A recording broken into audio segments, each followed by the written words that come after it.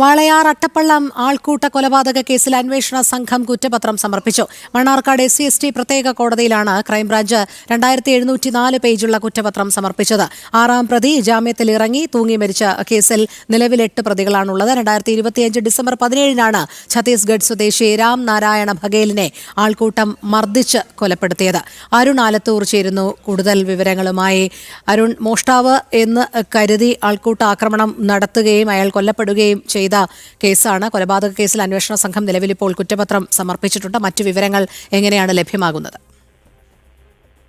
ഏറെ ചർച്ചയായിട്ടുള്ള പാലക്കാട് വാളയാറിലെ ആൾക്കൂട്ട കൊലപാതകത്തിൽ ഇപ്പോൾ അന്വേഷണ സംഘം കോടതിയിൽ കുറ്റപത്രം സമർപ്പിച്ചിരിക്കുകയാണ്. മണ്ണാർക്കാട് SC/ST പ്രത്യേക കോടതിയിലാണ് ക്രൈംബ്രാഞ്ച് സംഘം കുറ്റപത്രം സമർപ്പിച്ചത്.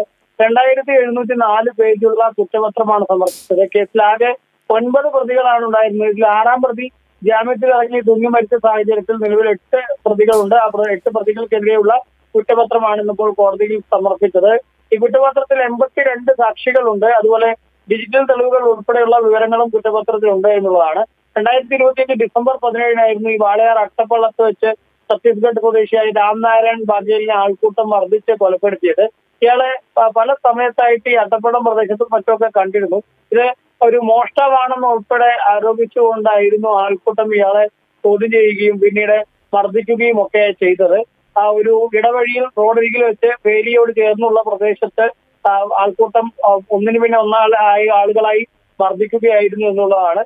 പിന്നീട് ഇയാളെ പാലക്കാട് ജില്ലാ ആശുപത്രിയിൽ ഉൾപ്പെടെ എത്തിച്ചെങ്കിലും ജീവൻ നഷ്ടമായിട്ടുണ്ടായിരുന്നു.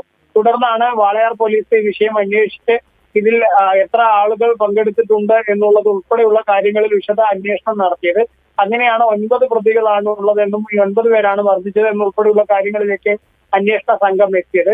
അതിൽ ഏതായാലും 8 പ്രതികൾക്കെതിരെയുള്ള കുറ്റപത്രമാണ് ഇന്നിപ്പോൾ മണ്ണാർക്കാട് കോടതിയിൽ സമർപ്പിച്ചത്. ശരി, അരുൺ ആലത്തൂറാണ് വിവരങ്ങൾ നൽകിയത്.